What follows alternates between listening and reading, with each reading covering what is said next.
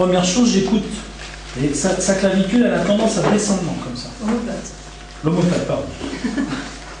Donc je vais aller travailler sur une partie ici qui s'appelle la glène. Et qui en fait, embryologiquement, est une partie différente de l'omoplate.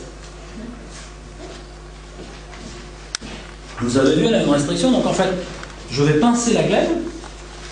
Je la pince comme ça, c'est douloureux hein, d'ailleurs. J'écoute s'il y a un tiroir ou pas. Là, j'ai l'omoplate qui descend, qui n'arrête pas de se casser la gueule. Paf, je la remonte. Là, ici, j'ai la glène qui rentre. Hop, ça y est, j'ai une sonnette qui se met en route. Souvent, il y a un point douloureux là. On fait lâcher. Voilà, c'est comme si je réharmonisais les pièces. Donc, on va regarder déjà ce que ça donne. D'accord? Super simple. Maintenant, je vais regarder la clavicule. Alors, l'humérus a l'air pas trop mal. Je regarde l'humérus par rapport... Alors, le côté pratique, je dirais même génial du périostique, c'est qu'on peut prendre l'os dans ce plan-là, mais on peut le prendre aussi comme ça, dans tous les plans. Donc en fait, pareil, je mets en contraction l'os, je mets en compression la tête. Qu'est-ce qui se passe? La tête rentre à l'intérieur. Je bouge. Il y a une compression. Vous voyez, il faut faire les gestes lents. Hop. Là, ici, ça devient plus sensible. Je frotte un petit peu jusqu'à temps d'avoir un humérus qui se détord. Voilà. Hop. Une fois que c'est détendu, qu'est-ce que je fais? Je recontrôle le MRP, c'est nickel. C'est emboîté. J'ai une petite restriction sur la tête de la clavicule. Donc, qu'est-ce que je vais faire? Là, je fais que du fonctionnel sur la clavicule. Non. Alors ici, j'écoute ce qui se passe. Là, ce qui se passe, j'ai la clavicule qui aurait tendance à ascensionner et monter. Donc, qu'est-ce que je vais faire? Je vais la pousser dans sa lésion. Qu'est-ce que fait mon épaule ici? Eh ben, elle a envie de descendre. Donc, je la laisse descendre. La clavicule n'arrête pas de monter, de monter, hein, comme si j'étais en train de lui enfoncer la clavicule dans l'épaule. Et à un moment donné, qu'est-ce qui se passe? Ça y est, le bras remonte, je l'accompagne.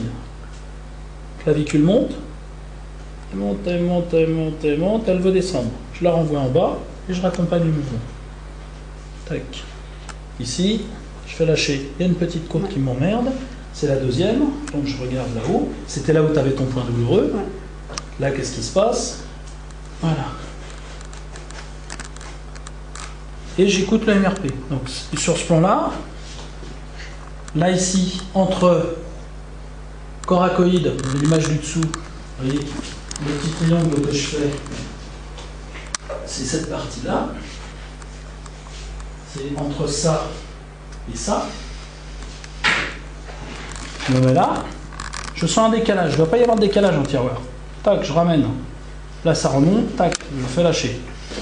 Au besoin ici, je peux aller travailler sur les tiroirs de l'épineuse, de l'omoplate. Donc je regarde si c'est droit. Là, j'ai une petite restriction, quelque chose qui est dur. Donc on peut gratter sur les bords comme ça. Voilà. Hop. Là, au niveau MRP, c'est nickel. Wow. Top, je t'arrête. D'accord? Et la clavicule, tu l'as fait en fonctionnel à cause des quinoïdes? C'est parce que la clavicule, elle est très bizarre. Elle est très... Si tu veux, elle est prise avec les côtes. Elle est prise là. Elle est prise par tous les bouts. Elle est contrainte. Et donc, quand tu regardes la clavicule, ici, elle a un petit angle qui est chiant. Donc, en fait... Bah, en fonctionnel, moi j'ai trouvé que ça marchait beaucoup mieux. Alors des fois, ça marche pas, donc il va falloir aller gratter, c'est pas très agréable, sur la capsule. Et vous faites lâcher les tensions. Vous grattez, c'est comme des gros lemniscates en fait. Voilà. Maintenant, l'avant-bras. Prenez le bras, vous pouvez tester. Vous voyez ici, il y a une petite restriction. Et le bras ici, regardez la différence. Là, il va pas loin. Hein. Donc ça vient pas de l'épaule, ça vient plus du coude. Si j'écoute l'olécrane, son olécrane il se barre par là. C'est pas bon. Donc j'écoute l'humérus, donc l'humérus on l'a un peu corrigé. Alors, si j'écoute la ligne de son bras, J'arrive, j'ai une espèce de torsion complètement anormale. Je regarde ici. Là, cette partie ici est très dure au niveau de l'apophyse styloïde du radius. T'es tombé déjà sur le poignet? Ça, enfin, c'est possible, je fais de l'aïkido aussi. C'est un sport de merde, ça. Donc je vais d'abord aller travailler en périostique là-dessus. Faire lâcher un petit peu l'apophyse styloïde, et pour la faire lâcher, beaucoup à l'intérieur. C'est-à-dire que cette partie ici, tordue, correspond un petit peu à la partie qui est au-dessus de la malléole au niveau de la jambe. Et c'est là où tu vas avoir le système de compensation. Tu as beaucoup de fractures au niveau de l'apophyse styloïde. Donc là, je sens une aspérité. C'est-à-dire, si j'écoute l'os, je sens comme si l'os allait en zigzag comme ça.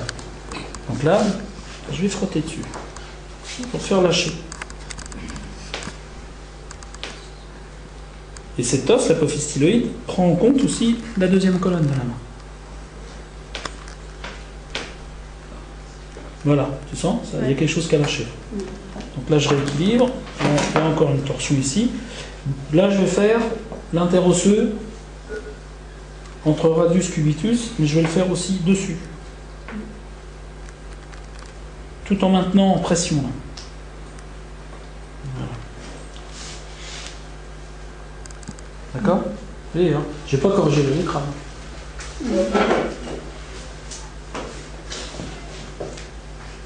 Donc là, l'écran. Donc ça. Vous voyez, on peut prendre comme ça, comme ça. La main dessous, elle est sur le l'écran? Sur le crâne. Et j'essaye de maintenir cette continuité. Là, pour l'instant, j'ai un, je sais plus, un valgus, un varus. Valgus. Et c'est-à-dire, au fur et à mesure que vous corrigez ici, ce que vous avez corrigé là, bah, dans l'humérus, il y a des parties de l'humérus qui redeviennent dures. Ouais. Donc je détors.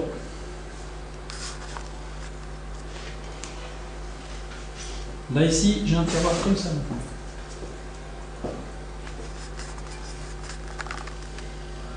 Voilà, je regarde ce que ça donne.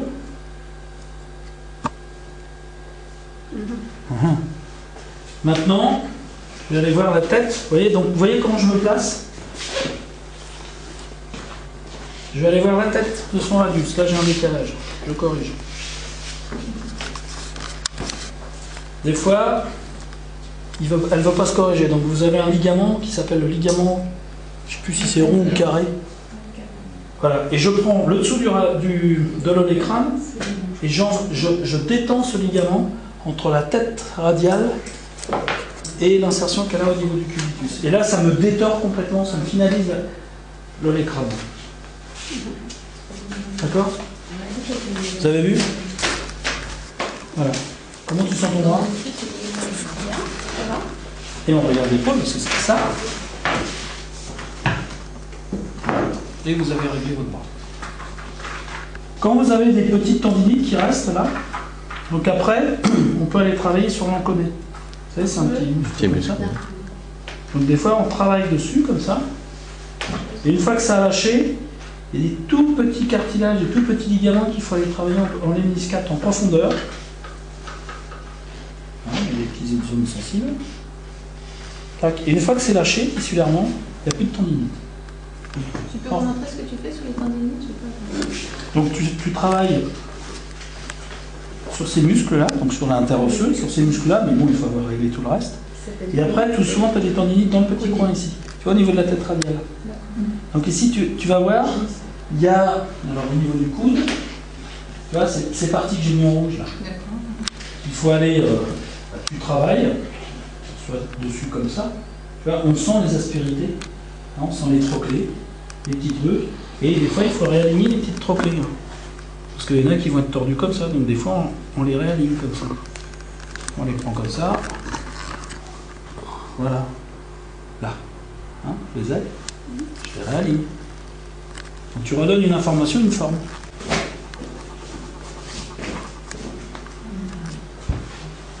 Et surtout, c'est ça, là, vous vérifiez. Là, tu n'as pas fait le cubitus parce qu'il n'y a pas besoin de chez elle. Ah si, je l'ai fait. Je l'ai fait tout à l'heure. L'écran. Voilà. Donc je te laisse l'autre bras pour ce qui va partir. Donc voilà, c'est assez simple.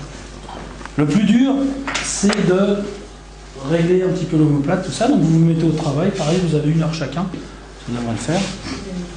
Travaillez, expérimentez, et prenez votre temps, ne précipitez pas vos gestes. Et vous allez voir, on en reparle quand on se revoit la prochaine fois.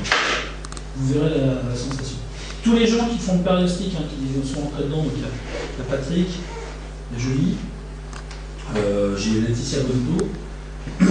C'est pas Bonneto, c'est Bonneto, c'est Bonneto, c'est elle m'a dit il y a 2 jours, elle m'a dit le périostique, je ne peux plus m'en passer. Je ne sais plus faire ça. Alors bien sûr, si on sait faire, c'est tiroir, MRP. Finissez toujours par les tiroirs et les MRP. Mais vous verrez, ça va vous faciliter la tâche et vous allez avoir un gain de motilité et de mobilité immédiat.